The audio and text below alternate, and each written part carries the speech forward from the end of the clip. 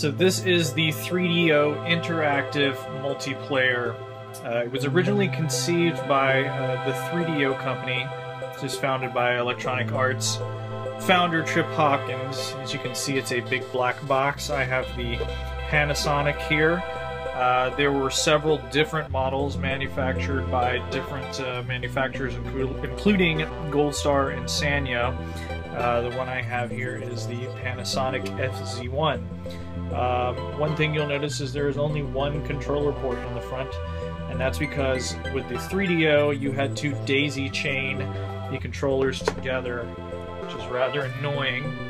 Let's take a look at the controller here. Here we go. Pretty much standard controller from that era. 3 buttons. Kind of neat. It has a pause play function here and a stop button there, and 2 buttons on top. Not a bad controller, but again, with the phone jack here in the bottom with the volume knob. But the having to daisy chain it to other controllers is really kind of lame. In any case, that is the controller for the Panasonic 3DO. The 3DO is supposedly named the 3DO because it had a low royalty rate of $3 per game for game publishers, which was much lower than what you were paying to Nintendo and Sega at the time.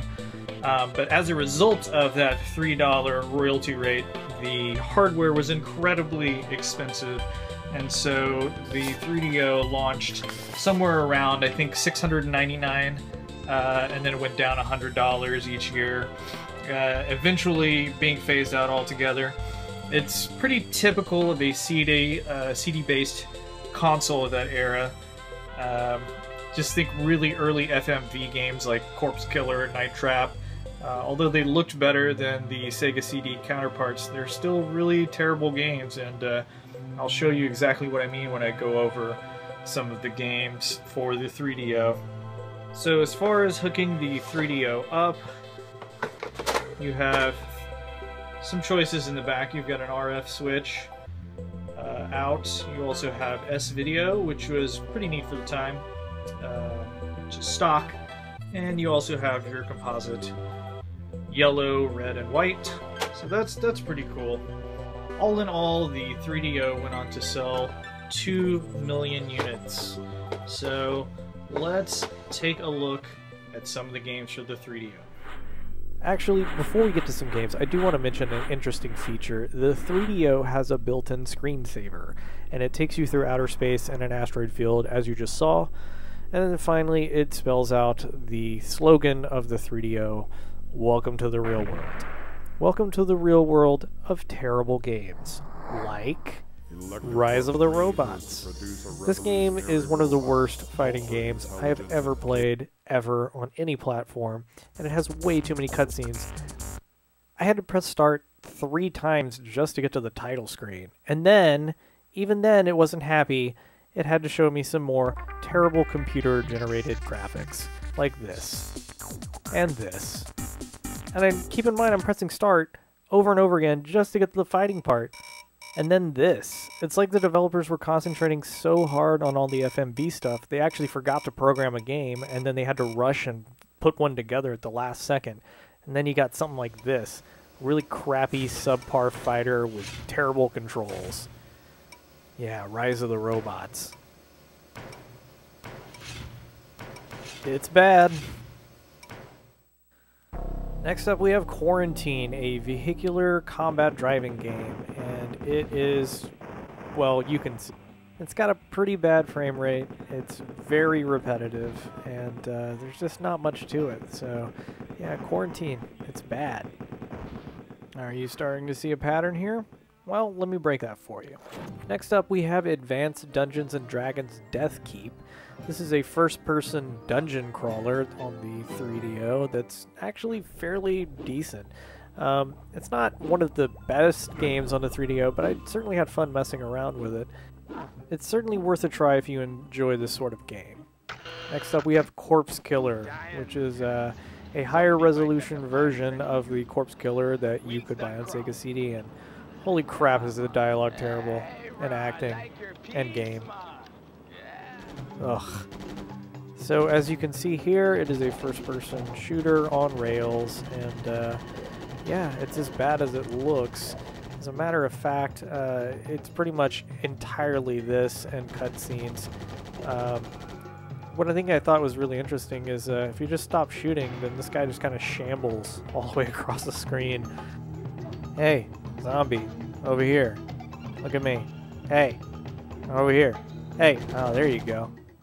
Next up, we have Wave the Warrior from Naughty Dog. It's Naughty Dog's first game, and man, is it a terrible Mortal Kombat clone with characters like Major Gaines and Fox and Crimson and the Ninja and Konatori and Nobunga and Shaky Jake. Oh god, Shaky Jake. Kind of looks like Metal Jesus a little bit. I feel like this game is definitely from a time in the 90s when White Zombie was the soundtrack to every video game back then. If you're not familiar with this one, you may want to get prepared and strap yourself in for some awesome digitized goodness.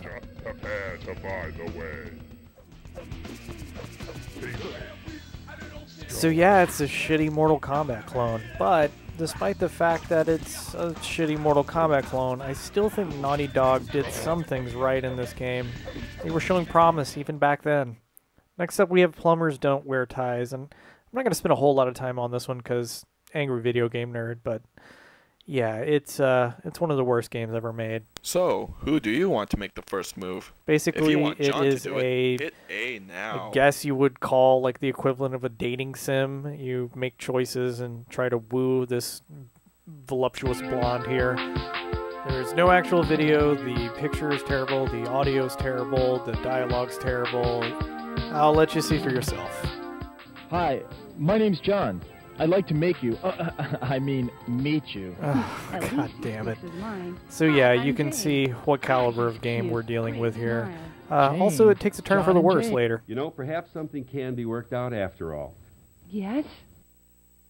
Take your clothes off, Jane. Yes? What the fuck? Okay, moving on. So next up we have Aleutians Quest, which is a game in 1995 from Micro Cap'n Corp. Never heard of them. Probably never made another game ever. This is the only JRPG type game on the 3DO, and it's actually pretty good. It's unfortunate it commands such high prices on the collector's market. I think the last time I checked, it was somewhere around the $300 to $500 range for a complete copy, which is insanity because it's not that great, but I guess because it's the only JRPG type game on the 3DO, everyone wants it. It's not a bad game, but it's not a great game either. I don't remember the story being too memorable, and well, I mean, yeah, it's just a JRPG. There are better ones to be played on the PlayStation from that same era, so yeah, skip it. Next up we have Captain Quasar, which is an interesting game. I'm not going to go as far to call it good, but it does have this incredibly 90s music video, and I'm going to play it in its entirety, so here you go. Check it out! Intergalactic conspiracy is taking over the galaxy, where cosmic criminals dance and play, terrorize the people every day. When the future looks bleak, come on with smoke, don't run and hide, don't give up hope. I'm the superheroes coming your way, come to the universe and save this day. A bit more super goblin in me, Quasar, a new fight machine. Don't get in his way. Quasar, man of the hour, knight in armor with awesome power, superhuman savior, ace in the whole world, last ditch ever to save your soul. Head stone, iron biceps, superhuman strength and powerful triceps, a righteous moment through and through. A right strong, brave and true. Cut so calm like a cyclone razor. A genuine hero, Captain Quasar.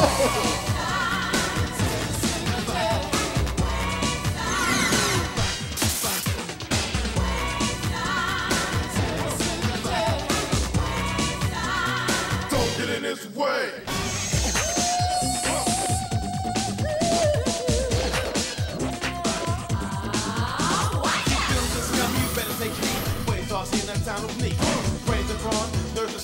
He's gonna hit you for his next meal, so stop the scheming your criminal ways. Quasar's here to save the day. He fights crime like a powerful laser. Pulse and bump and Captain Quasar.